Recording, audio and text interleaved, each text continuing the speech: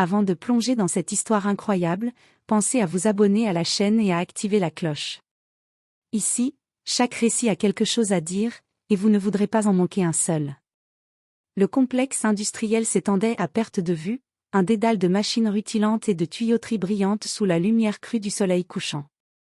Dans son bureau vitré surplombant l'atelier, M. Valmont, le patron arrogant et exigeant, observait chaque mouvement de ses ingénieurs avec un mélange de dédain et de mépris. Aucun détail ne lui échappait, et il aimait rappeler à tous sa position, son savoir et sa supériorité. Ce jour-là, un murmure circulait dans l'atelier, la fille de Théo, le mécanicien noir, allait faire ses premiers tests sur la machine principale. Élise n'était pas une ingénieure diplômée comme les autres, mais elle avait grandi parmi les moteurs et les outils, apprenant à écouter les machines et à comprendre leur langage silencieux. Depuis son enfance, elle savait que son nom et son origine la placeraient sous le regard critique et souvent hostile de ceux qui ne voyaient que sa couleur et sa jeunesse. Valmont se leva, ses chaussures claquant sur le sol brillant. « Très bien, voyons si cette demoiselle peut faire mieux que mes ingénieurs, » dit-il, sa voix glaciale trahissant à peine une curiosité malsaine. Il n'imaginait pas un instant que ce qu'il allait voir changerait sa perception de façon brutale. Élise s'avança, le cœur battant, consciente des regards sceptiques autour d'elle. Ses mains effleurèrent les commandes, ses doigts se mouvant avec une précision et une assurance qui surprirent immédiatement l'équipe. Chaque réglage était pensé, chaque paramètre optimisé. Les machines semblaient presque obéir à sa volonté, résonnant dans l'atelier comme une symphonie parfaitement orchestrée. Les ingénieurs, pourtant expérimentés, échangèrent des regards incrédules. Aucun d'eux n'aurait pu reproduire ce qu'elle venait de réaliser en une fraction du temps. Le silence s'abattit sur l'atelier, lourd et chargé d'étonnement. Valmont resta figé, le visage impassible, mais ses yeux trahissaient un mélange de surprise et d'inquiétude. Pour la première fois, son arrogance était confrontée à une compétence brute et naturelle, venue d'un endroit qu'il avait toujours méprisé. Et cette compétence venait de la fille d'un simple mécanicien. Il y avait dans la pièce une tension palpable, comme si l'air lui-même retenait son souffle. Valmont comprit alors qu'un nouvel équilibre venait de se créer, celui où le talent ne se mesure ni au nom, ni au rang, ni à la couleur de la peau. Et Élise venait de le prouver d'une manière éclatante. Le lendemain, l'atelier bourdonnait d'activité. Les ingénieurs, encore sous le choc de la performance d'Élise, tentaient de reprendre leur travail avec un mélange d'envie et de scepticisme. Mais dans son bureau vitré, Valmont ne pouvait détacher son regard de la jeune fille. Son arrogance naturelle se heurtait à une réalité qu'il n'avait jamais connue, quelqu'un pouvait être meilleur que lui, sans diplôme ni prestige. Il décida de la mettre à l'épreuve. « Élise » appela-t-il d'une voix autoritaire, « viens ici. J'ai un défi pour toi. » Elle s'avança, consciente que ce test serait plus difficile. Valmont avait préparé une machine que personne n'avait réussi à optimiser depuis des mois. Les ingénieurs avaient déjà abandonné à plusieurs reprises, incapables de résoudre les bugs et les réglages complexes. « Si tu réussis à faire fonctionner cette machine parfaitement en moins de 3 heures, je t'offrirai une place permanente dans mon équipe d'ingénieurs, » annonça Valmont, son ton glacé dissimulant à peine un sourire provocateur. « Sinon, tu retournes à ton père, où tu appartiens. » Élise sentit la pression monter, mais un calme étrange l'envahit. Elle connaissait les machines mieux que quiconque dans cet atelier. Elle approcha le tableau de commande, analysa les câbles, les engrenages et les capteurs. Ses mains se mirent à bouger avec assurance, ajustant, testant, recalibrant chaque détail avec une précision presque instinctive. Les minutes passaient, et la tension dans la pièce augmentait. Valmont se leva, promenant son regard critique sur chaque geste. Les ingénieurs retenaient leur souffle, incapables de détourner les yeux.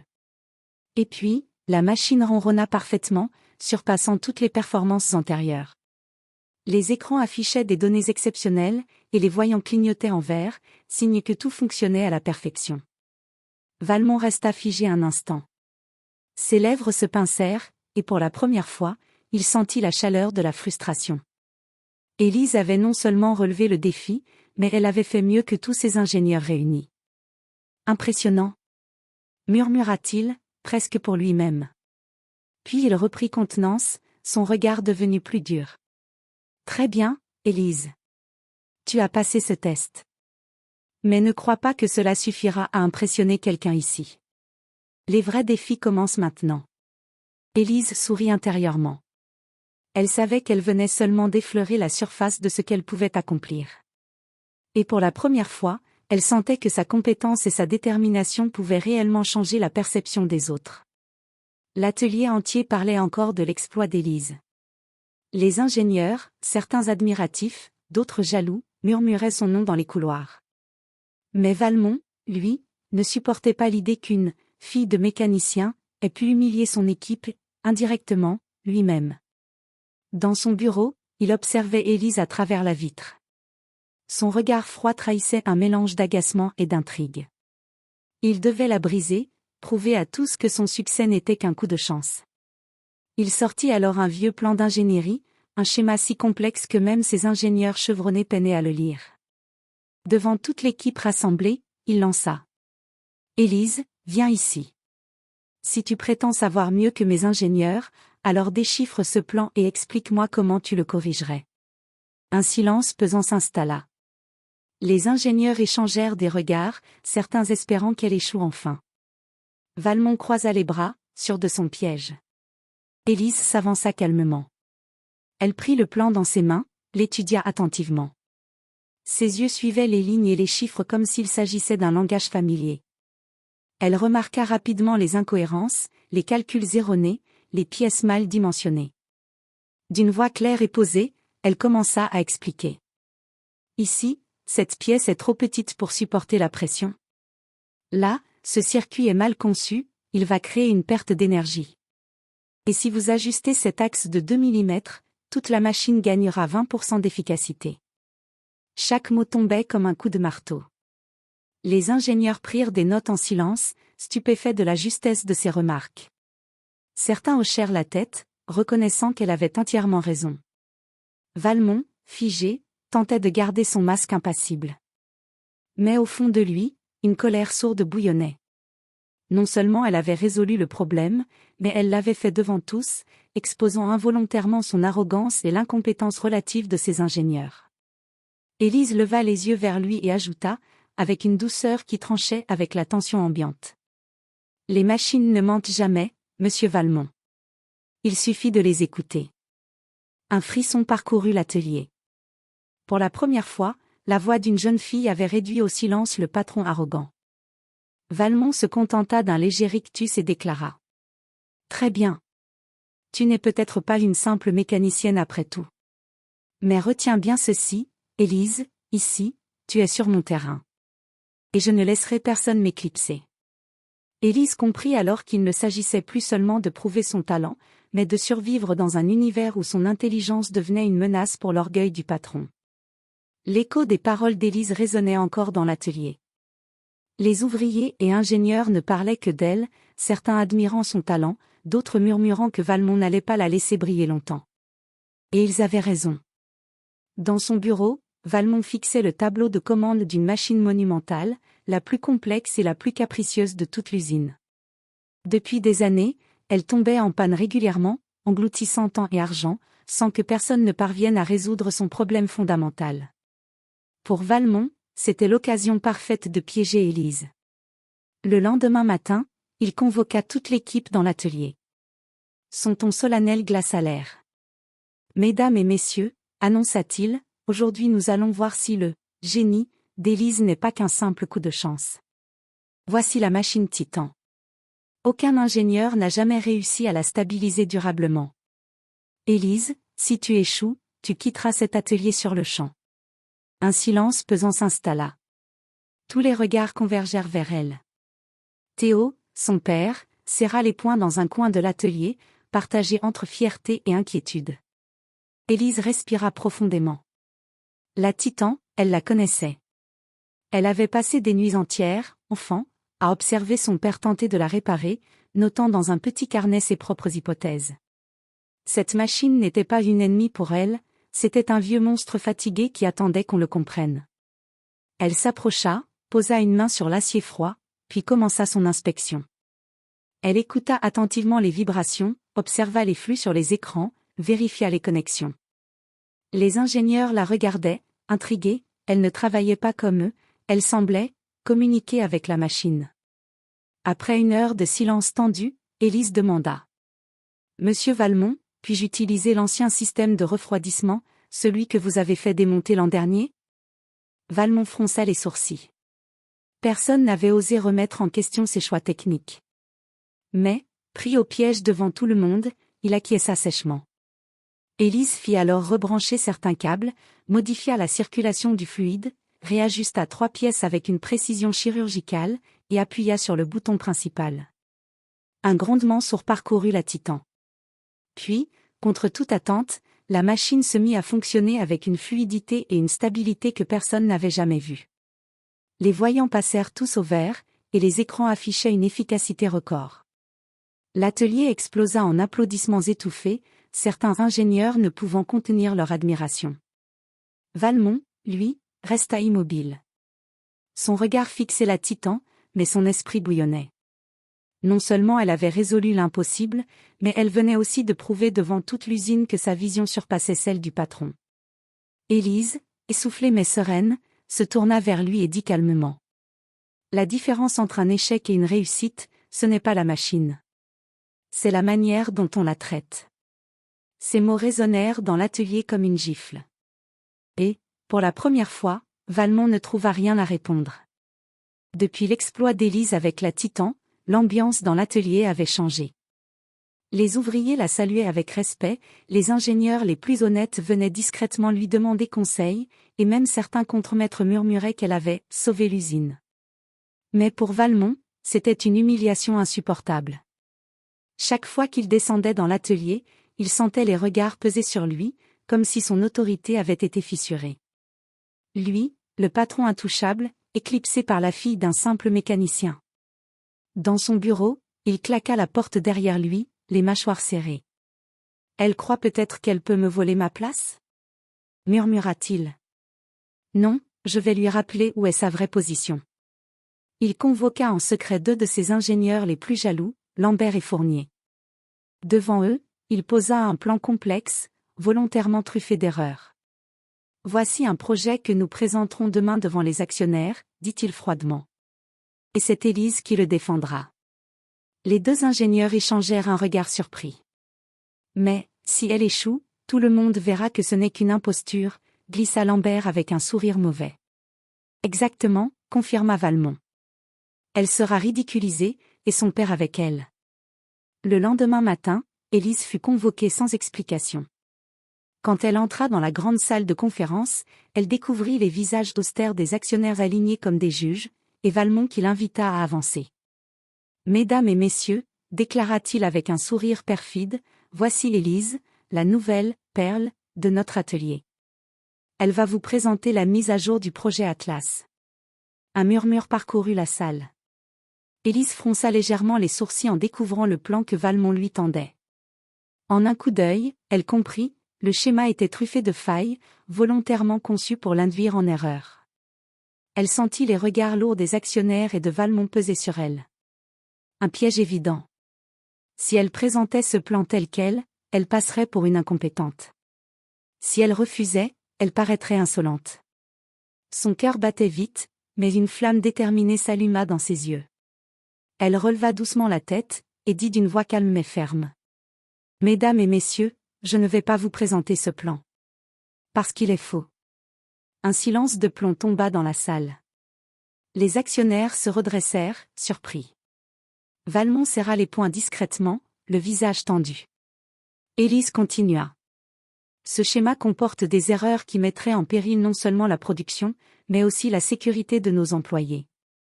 Alors, plutôt que de perdre votre temps, laissez-moi vous montrer la version corrigée. » Elle sortit de son sac un carnet rempli de notes et de calculs précis, le fruit de ses observations nocturnes, quand elle travaillait en silence après les heures de son père.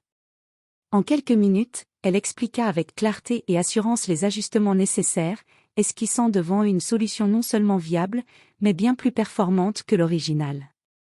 Les actionnaires, impressionnés, échangèrent des regards approbateurs. L'un d'eux déclara même.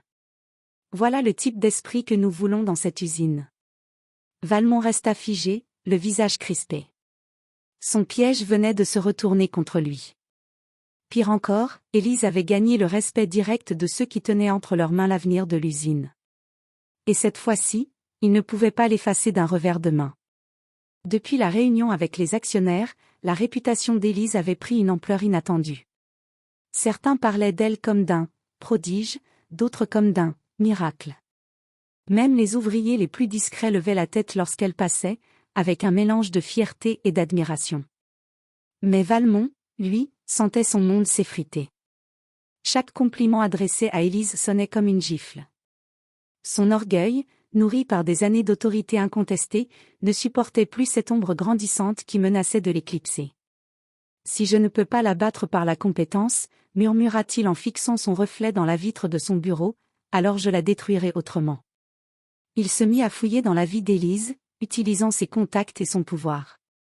Il fit surveiller son père, fouiller dans leurs finances, dans leur passé. Tout indice, même insignifiant, devenait pour lui une arme potentielle. Quelques jours plus tard, il convoqua Élise dans son bureau. L'atmosphère y était lourde, presque oppressante. Sur son bureau reposait un dossier épais. « Élise, dit-il d'un ton froid, tu as du talent, c'est indéniable.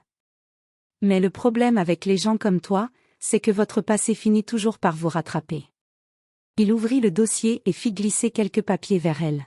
« Ton père, Théo, tu sais qu'il a eu autrefois des dettes ? De vieilles affaires jamais réglées.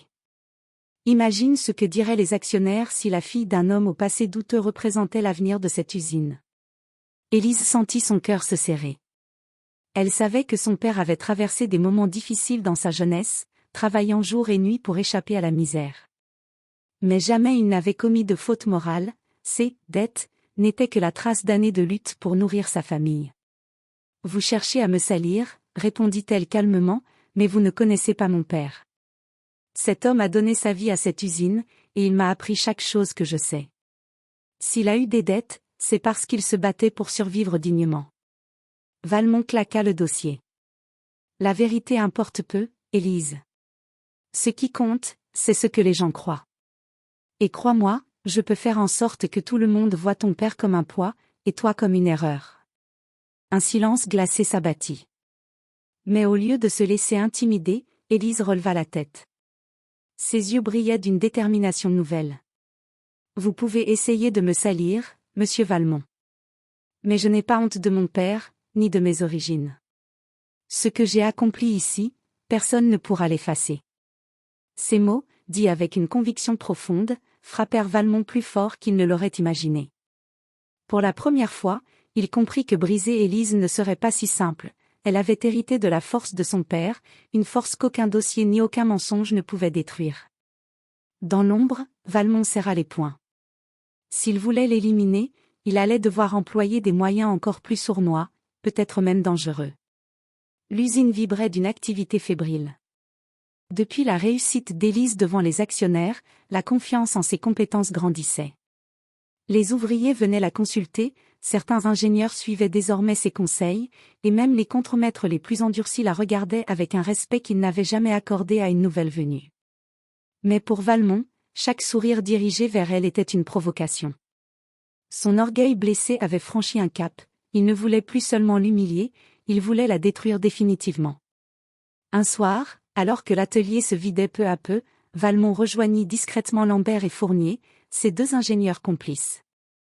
Ils se retrouvèrent devant la Titan, la machine qu'Élise avait réhabilitée. « Cette machine est devenue son trophée », murmura Valmont avec un rictus.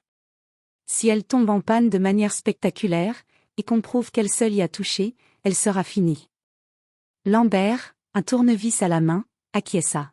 « Nous pouvons dérégler le système de refroidissement. Personne ne le verra à temps. La machine s'effondrera devant tout le monde. » « Parfait, » répondit Valmont. « Mais arrangez-vous pour que les registres indiquent qu'Élise a été la dernière à intervenir. » Le piège était posé.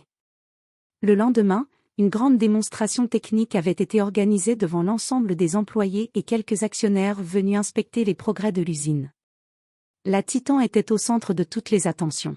« Élise, » lança Valmont avec un sourire faussement bienveillant, « puisque tu es la fierté de l'atelier, c'est toi qui superviseras la présentation d'aujourd'hui. » Élise, sans se douter du piège, accepta avec calme.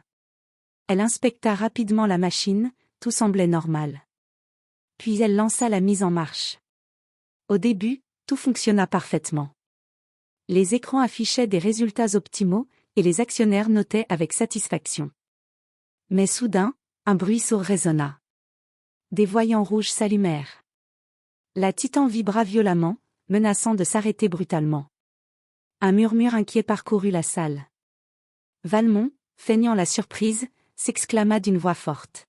« Que s'est-il passé ? Élise, tu étais la dernière à intervenir, non ? » Tous les regards se tournèrent vers elle. Son cœur s'accéléra. Le piège fonctionnait, tout semblait l'accuser. Mais au lieu de céder à la panique, Élise se précipita vers le tableau de commande. Ses yeux parcouraient les indicateurs avec une rapidité fulgurante. Puis elle s'arrêta, ses sourcils se fronçant. Quelque chose clochait. « Non, murmura-t-elle. Ce n'est pas moi. Quelqu'un a trafiqué le système. » Valmont croisa les bras, un sourire glacial dissimulé dans son ombre. « Vraiment ? Tu oses accuser quelqu'un d'autre pour couvrir ton erreur ? » Élise ne répondit pas. Ses mains bougèrent rapidement, recalibrant les flux. Avec une précision incroyable, elle bloqua la défaillance avant que la machine ne s'effondre totalement. Après quelques secondes de tension insoutenable, la Titan se stabilisa. Un souffle de soulagement parcourut l'assemblée. Mais les murmures ne cessaient pas. Qui avait tort ? Élise ou Valmont ?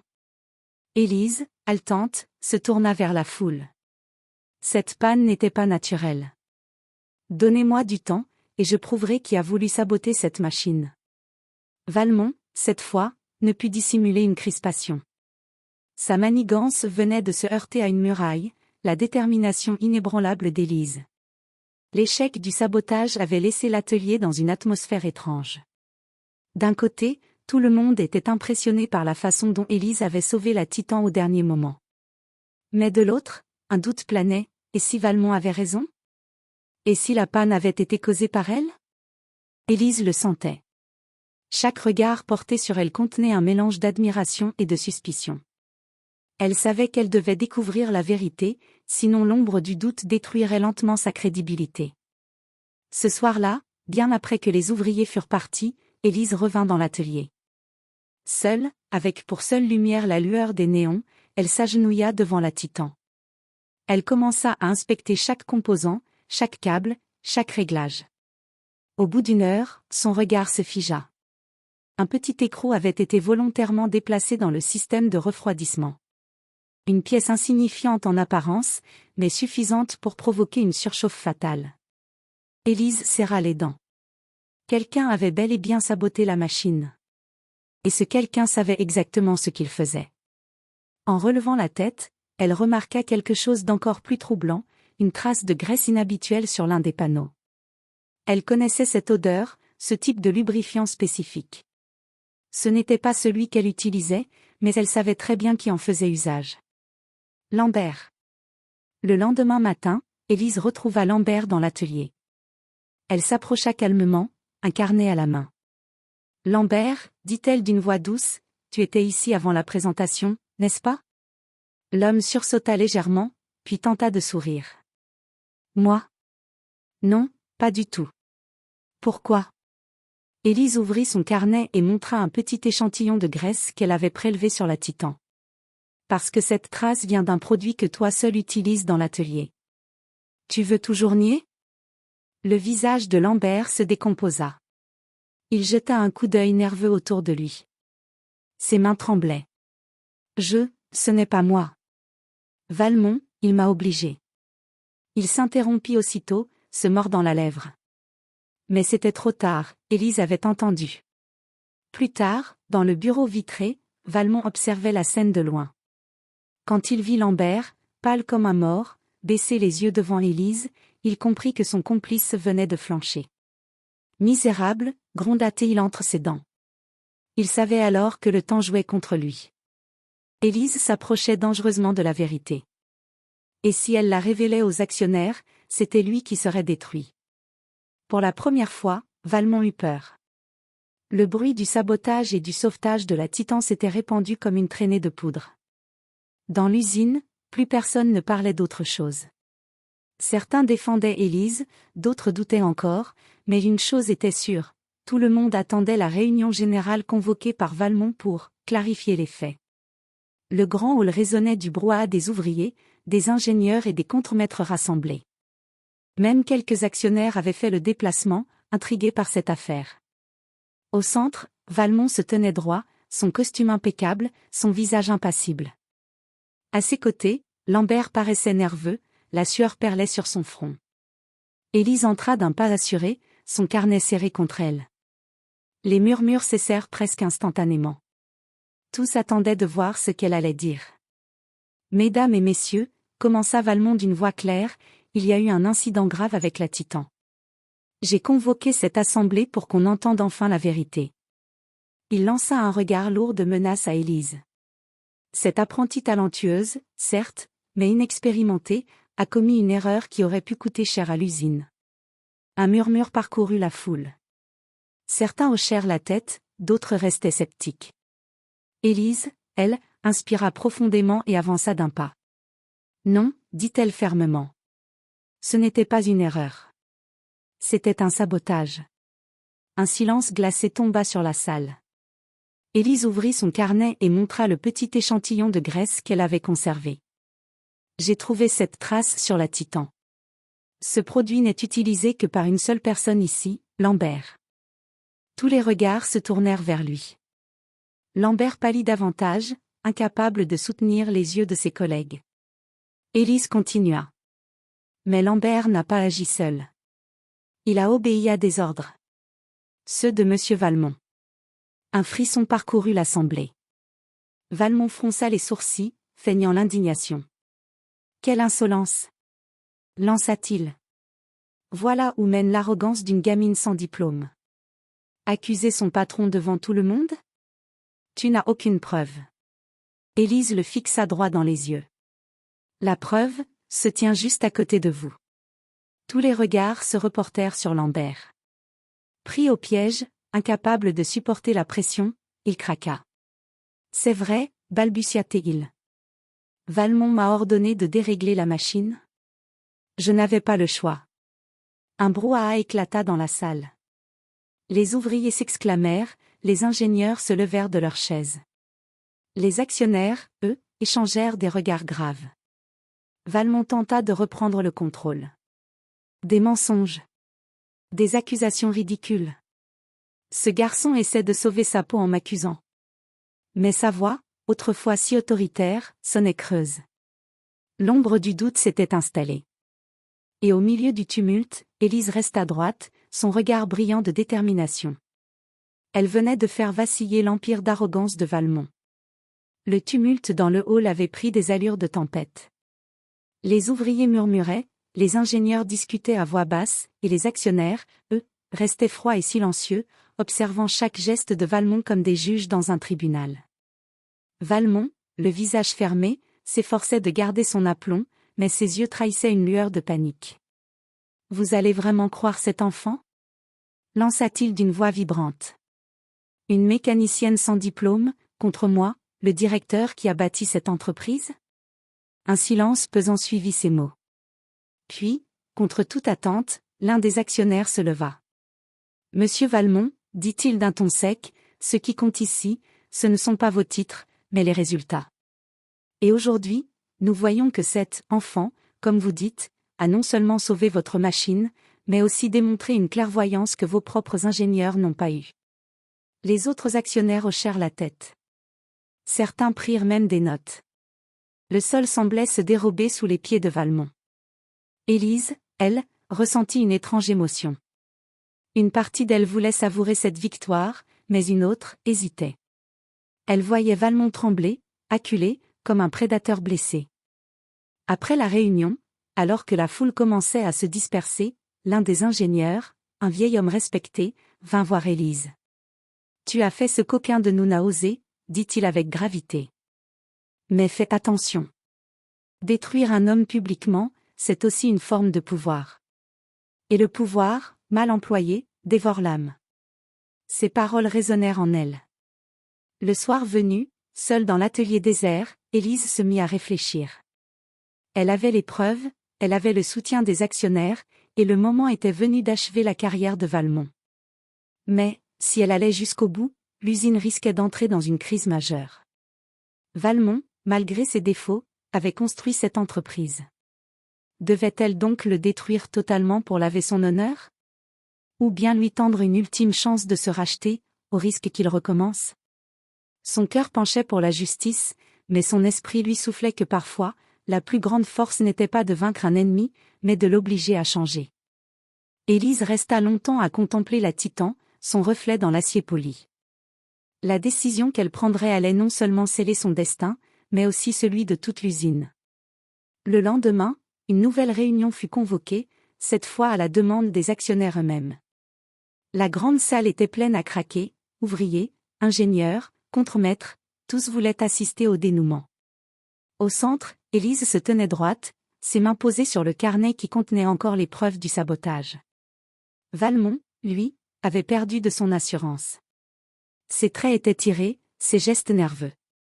Mais malgré tout, il gardait un masque d'orgueil. L'un des actionnaires prit la parole. Nous avons entendu hier des accusations très graves. Aujourd'hui, nous attendons une conclusion claire.